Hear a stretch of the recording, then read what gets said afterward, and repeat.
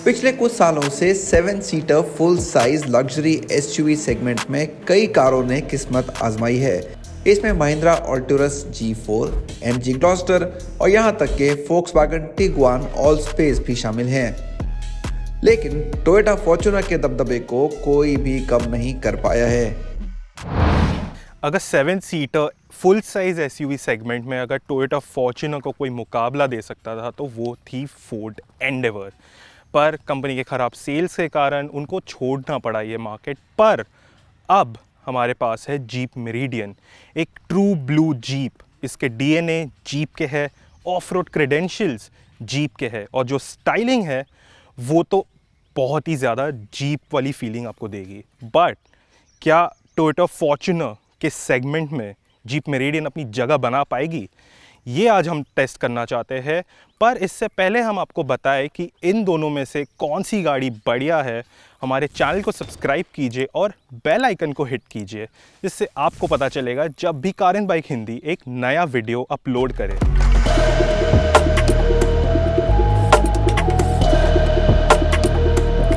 हम full size 7 seater SUV की जब बात करेंगे तो इसके डायमेंशंस की तो बात हमें करनी ही पड़ेगी। दोनों गाड़ियों की रोड प्रेजेंस का कोई जवाब ही नहीं है। पर अगर ऑन पेपर देखें तो फॉर्च्यूनर को ज़्यादा मार्क्स मिलेंगे क्योंकि वो ऊंची है और लंबी है। पर मेरिडियन चौड़ी है और उसमें व्हील बेस थोड़ा सा ज़्यादा मिलता है, तो इस वजह से हो सकता है कि पैसेंजर्स को ज़्यादा जगह मिलेगी। पर फॉर्च्यूनर को और अधिक मार्क्स मिलेंगे क्योंकि उसको मिलता है सबसे ज़्यादा ग्राउंड क्लियरेंस और सबसे ज़्यादा बूट स्पेस। पर एक जगह है जहाँ पे मेरिडियन उसको मात दे सकता है और वो है वज़न, क्योंकि फॉर्च्यूनर 360 किलो ज़्यादा हैवी है मेरिडियन की तुलना में।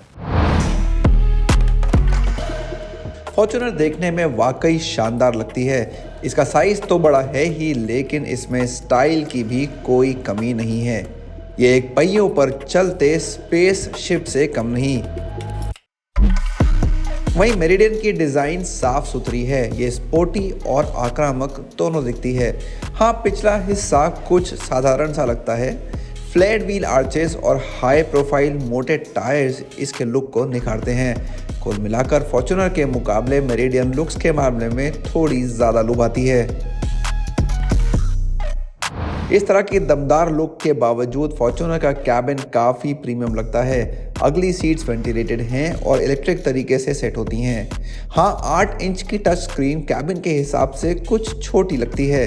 यहाँ एंड्रॉयड ऑटो और एप्पल कारप्ले तो है ही, लेकिन इसकी वायरलेस कनेक्टिविटी नहीं है। वायरलेस चार्जिंग भी यहाँ नहीं दी गई है। हाँ, एसयूवी को पहली बार कनेक्टेड कार टेक्नोलॉजी ज़रूर मिली है। मेरिडियन का कैबिन हालांकि ज़्यादा लुभाता है। इस सबसे महंगे वेरिएंट में आपको पैनोरामिक सनरूफ, 10.1 इंच की टच स्क्रीन, 10.2 इंच का डिजिटल इंस्ट्रूमेंट क्लस्टर, अगली रो में वेंटिलेटेड और पावर सीट्स और पावर टेलगेट भी मिल जाएगा। इसके अलावा आपको जीप यू कनेक्ट सूट भी दिया गया है। वायरलेस एप्पल कारप्ले और एंड्रॉयड ऑटो के अलावा यहाँ वायरलेस फ़ोन चार्जिंग की पेशकश भी की गई है।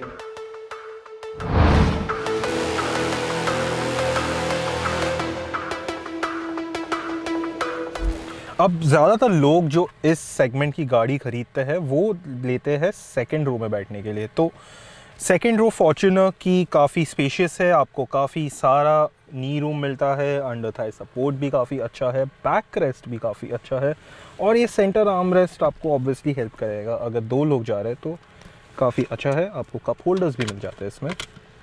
इसके अलावा थर्ड पैसेंजर जो बीच में बैठेंगे उसके लिए आपको यहाँ से एक सीट बेल्ट मिलेगा जो काफ़ी अलग है। ऑब्वियसली सेफ्टी के वाइज तो काफ़ी ही अच्छा है। फीचर्स की अगर हम बात करें तो आपको एक 12 वोल्ट का सॉकेट मिलेगा और ये थोड़ा सा आउटडेटेड हमें लगता है, फील कर रहा है, क्योंकि आजकल की गाड़ियों में आपको टाइप सी टाइप ए दोनों का कॉम्बिनेशन मिल जाता है, तो उस मुकाबले ये थोड़ा सा आउटडेटेड है। Roof mounted AC vents, automatic button है यहाँ पे, तो आप कंट्रोल कर सकते हैं अपने आप में ही। तो उस हिसाब से सीटिंग वाइज, कंफर्ट वाइज गाड़ी काफ़ी अच्छी है। लॉन्गर जर्नीज़ में ट्रैवल करते हुए ऑब्वियसली काफ़ी ज़्यादा कंफर्टेबल है। पर सबसे इम्पॉर्टेंट जो होगा कि यहाँ पे 3 लोग बैठ पाएंगे या नहीं, ये हम अभी टेस्ट करेंगे।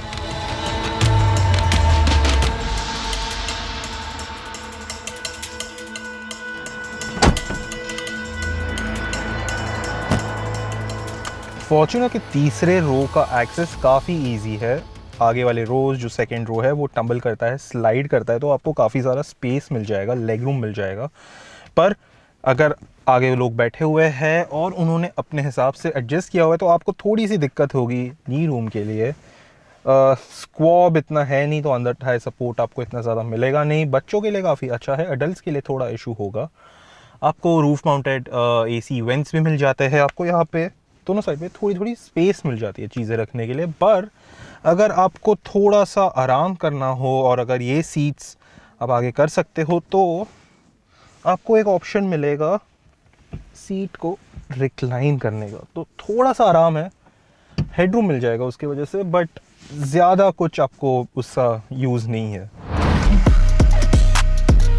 अब बात करते हैं जीप मेरिडियन के कैबिन की। सीट की जो पोजीशनिंग है वो थोड़ी ऊंची है, तो इस वजह से आपको काफ़ी अच्छा अंडर थाई सपोर्ट मिल रहा है। और जो स्क्वॉब है सीट का वो भी काफ़ी लंबा और चौड़ा है, तो बैठने में काफ़ी कंफर्टेबल है। लॉन्ग जर्नीज़ में भी आपको काफ़ी कंफर्टेबल फील होगा। सेंटर आर्म रेस्ट मिल जाता है जिसमें 2 कप होल्डर्स है। उसके अलावा अगर हम नी रूम की बात करें तो फॉर्च्यूनर की तुलना में फिर भी कम है। हमें लगा था कि जो व्हील बेस है, जो ज़्यादा व्हील बेस है, उस वजह से हो सकता है कि आपको लेग रूम में थोड़ा सा स्पेस मिल जाए, बट वैसा कुछ है नहीं, डिसेंट है। थोड़ा सा और होता तो अच्छा होता। हेड रूम डिसेंट है, बहुत ज़्यादा है नहीं, बट ये जो लंबा सा सनरूफ आपको मिलता है वो काफ़ी हेल्प करेगा। और जो विंडो है वो भी काफ़ी बड़ा है, तो लॉन्ग जर्नीज़ में आपको दिक्कत नहीं होगी। पर इसके अलावा ये गाड़ी में ज़्यादातर 3 लोग बैठेंगे, तो आइए हम देखते हैं कि 3 लोगों के साथ गाड़ी कितनी कंफर्टेबल है।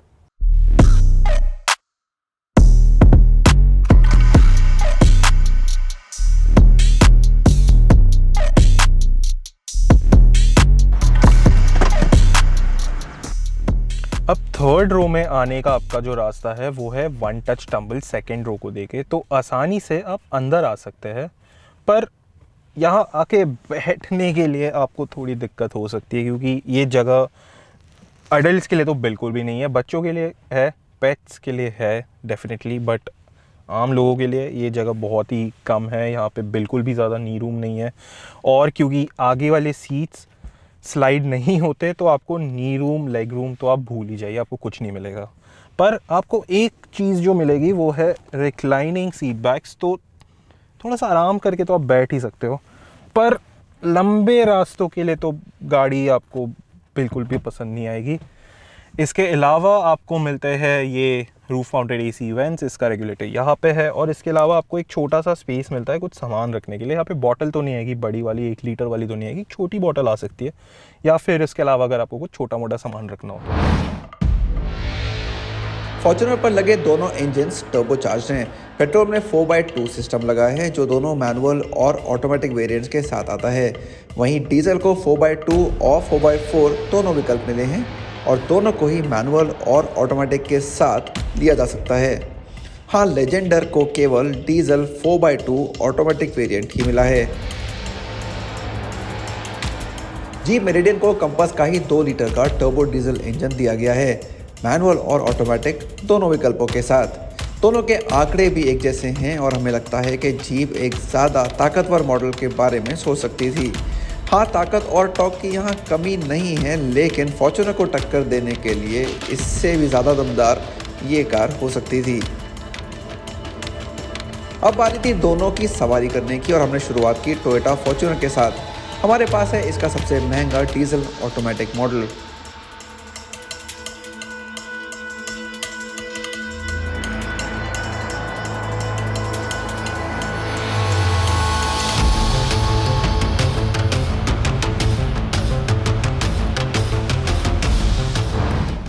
फॉर्च्यूनर की पावर डिलीवरी बहुत ही ज़्यादा लीनियर है, और क्योंकि एक बहुत ही ज़्यादा टॉर्की डीजल इंजन है तो आपको पंच हमेशा रहेगा। अगर आप लोअर रेव बैंड पे हो या मिड पे हो या टॉप पे भी हो, आपको कभी भी ऐसे नहीं लगेगा कि इंजन में आपको देने के लिए पावर नहीं है। और इसकी 3 वजह है, क्योंकि आप ज़्यादातर सिटी में जब आप चलाओगे तो आपको जो ड्राइविंग मोड्स है उसकी सहायता बहुत ज़्यादा होगी। तो सिटी में आपको इको और नॉर्मल मोड काफ़ी फ़ायदेमंद रहेगा, आपको फ्यूल एफिशिएंट भी रखेगा, और जो स्टार्ट स्टॉप फंक्शन भी जो गाड़ी में आपको मिलता है वो भी काफ़ी ज़्यादा हेल्प करेगा जब आप सिग्नल पे फंसे रहे होगे। अगर आपको फुल ब्लोन एक्सपीरियंस चाहिए, जैसे कि आपको बस पहुंचना है कहीं पे, तो स्पोर्ट मोड में डाल दीजिए गाड़ी को और गाड़ी बस दौड़ेगी उसके बाद। सस्पेंशन की अगर हम बात करें तो टोयोटा इंजीनियर्स के जो डेकेड से ज़्यादा 10 साल से ज़्यादा का जो एक्सपीरियंस है वो दिखता है गाड़ी में, क्योंकि उन्होंने इस गाड़ी को फाइन ट्यून किया है हमारे इंडियन कंडीशंस के हिसाब से, हमारे रोड कंडीशंस के हिसाब से। और फॉर्च्यूनर से बेटर मुझे लगता है अभी इस सेगमेंट में और कोई गाड़ी है, या इस मार्केट में भी आप कह सकते हैं, जो इतने आराम से चल सकती है। बॉडी रोल ऑफ कोर्स है गाड़ी में, क्योंकि गाड़ी बहुत ही बड़ी है, जहाज़ जितनी लंबी और हैवी है, पर वो ठीक है, आप थोड़ा यूज्ड हो जाएंगे, आप चलाने लग जाएंगे तो आपको आदत भी पड़ जाएगी उसकी। जो स्टेयरिंग है ये नया है और आपको ये डीजल इंजन के साथ इंट्रोड्यूस किया गया है, और ऑनेस्टली अगर आप कॉर्नर्स करेंगे तो थोड़ी दिक्कत आपको हो सकती है, क्योंकि ये इतनी एंगेजिंग नहीं है, इसमें जो फीडबैक है वो इतना अच्छा नहीं है।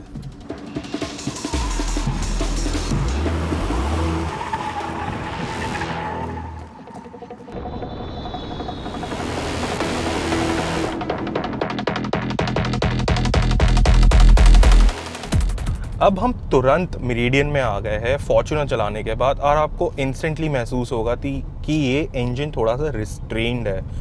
इसका मतलब ये नहीं है कि आपको ऑफ द मार्क रिस्पॉन्सिव जो नेचर है वो नहीं मिलेगा, बट आपको लगेगा कि थोड़ी सी अंडर पावर्ड ज़रूर फील होगी अगर आपने इसको एग्जैक्टली फॉर्च्यूनर के बाद चलाया। पर इसका मतलब ये नहीं है कि ये इंजन इतना भी वीक है। जीप कहता है कि इस गाड़ी को उन्होंने ट्यून किया है कंफर्टेबल राइड के लिए, और जो लो एनवीएच लेवल है, जैसे आप देख सकते हैं या सुन भी सकते हैं, बहुत ही ज़्यादा कम है। मतलब इसमें आपको चलाने में काफ़ी अच्छा महसूस होगा और आपको काफ़ी कंफर्टेबल राइड मिलेगा। अगर आपके साथ पैसेंजर्स, आपकी फैमिली अगर ट्रैवल कर रही हो तो उनके उस हिसाब से ये गाड़ी काफ़ी बेहतर है।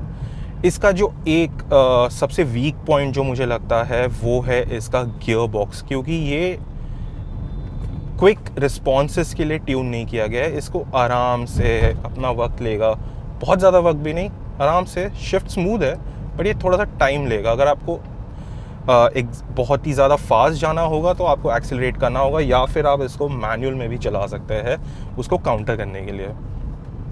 उसके अलावा जो सस्पेंशन सेटअप है वो कंफर्टेबल, जैसे मैंने कहा कि कंफर्ट के लिए ट्यून किया है। तो अगर आप टूटे हुए रास्ते से भी अगर जा रहे हो तो आपको दिक्कत बिल्कुल भी नहीं होगी। ख़राब सड़कों की बात करें तो हमने दोनों एसयूवीज़ की ऑफ रोड क्षमता को भी परखा। दोनों ही मॉडल्स को हिल डिसेंट कंट्रोल और 4 व्हील ड्राइव मिला है ताकि ये किसी भी चुनौती का सामना कर सकें, लेकिन दोनों के स्वभाव में हमें कुछ फ़र्क दिखा। फॉर्च्यूनर ने यहाँ अपना जलवा दिखाया, कार पत्थरों पर आराम से चढ़ गई। 29 डिग्री के अप्रोच एंगल और 25 डिग्री के डिपार्चर एंगल ने इसमें कार की काफ़ी मदद की।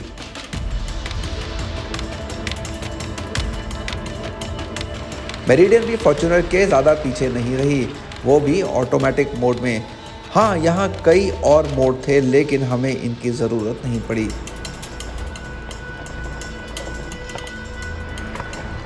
मेरिडियन ने हमें निराश नहीं किया, लेकिन लो एंड पर एक्सेलरेटर का ज़्यादा इस्तेमाल करना पड़ा।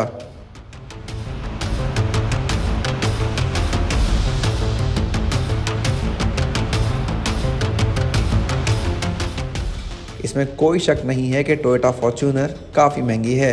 हाँ, इसमें चुनने के लिए ज़्यादा विकल्प हैं, एक पेट्रोल मॉडल है और ज़्यादा ताकतवर लेजेंडर भी है, लेकिन इसके फीचर्स को देखते हुए इसकी ऑन रोड कीमत कुछ ज़्यादा लगती है। लेकिन एक फॉर्च्यूनर का मालिक बनने की भावना कीमत से परे है। हाँ, मेरिडियन के आने के बाद आपको तकरीबन वही एहसास कम कीमत पर मिल जाएगा।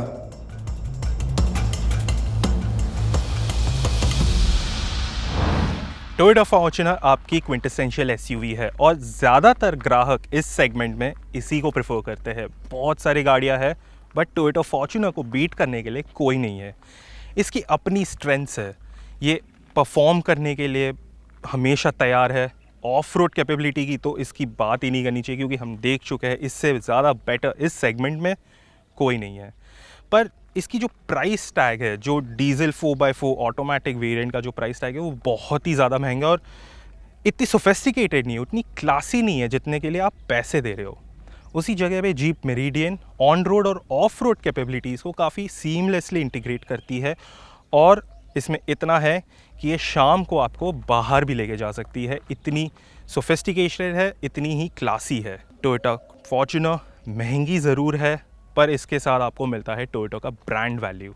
पर अगर आपको मोनोटनी बदलनी है, तोड़नी है, एक नई गाड़ी चाहिए जिसके लोग देखे, तो जीप मेरिडियन आपकी चॉइस होनी चाहिए और इसी वजह से हमारे कंपैरिजन की भी विनर है जीप मेरिडियन।